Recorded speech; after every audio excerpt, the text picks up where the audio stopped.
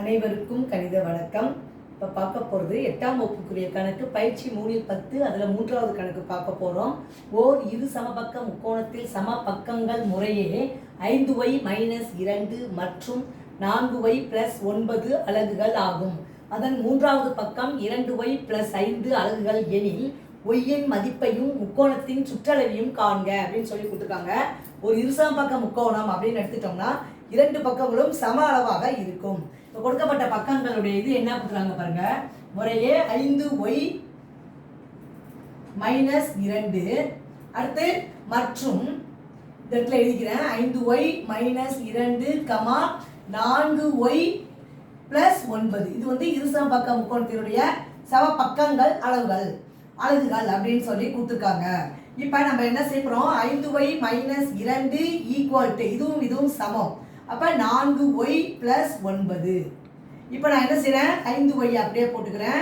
இந்த பக்கம் 4y இருக்குல்ல, அது இந்த இடது பக்கம் கொண்டு வரும் பொழுது -4y = இங்கே 9 இருக்கு, -2 அந்த பக்கம் கொண்டு போகிறேன், +2.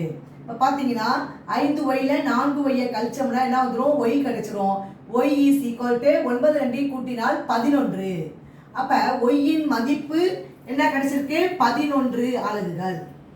இப்போ பார்த்தீங்கன்னா மூன்றாவது பக்கம் கொடுத்துருக்காங்க. எவ்வளோ கொடுத்துருக்காங்க, 2y + 5. இப்போ நம்ம வந்து ஃபஸ்ட்டு ஒய்யோட மதிப்பை நம்ம என்ன பண்ண போகிறோம், ஒவ்வொரு பக்கத்துக்கும் நம்ம பிரதியிடுறோம். அப்போ 5y - 2 = 5 × ஒய்யினுடைய மதிப்பு 11 - 2. 55ல் 2 கழிச்சோம்னா வரக்கூடிய விடை 53 அலகுகள். இது முதல் பக்கத்தோட இது. இரண்டு பக்கமும் சமம்.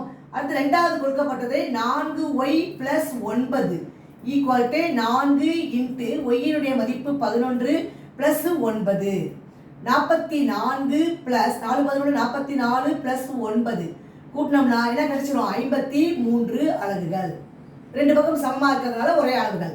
மூன்றாவது பக்கத்தோட அளவு 2y + 5 அலகுகள்னு கொடுத்துருக்காங்க.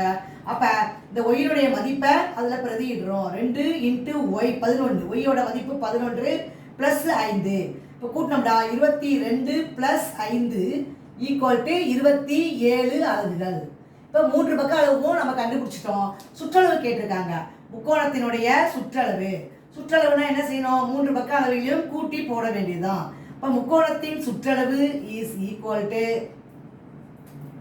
என்ன வருது, ஃபர்ஸ்ட் ரெண்டு அளவுகள் சமமாக இருக்கு, இருசமபக்க முக்கோணமாக இருக்கிறதுனால 53 + 53 + 27 அலகுகள்.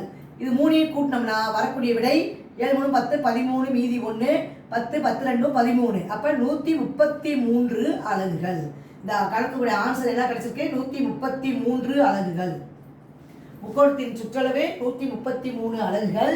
முக்கோணத்தினுடைய இதில் கணக்கில் ஒய்யினுடைய மதிப்பு கேட்டிருக்காங்க, அது 11. புரிஞ்சுங்களா?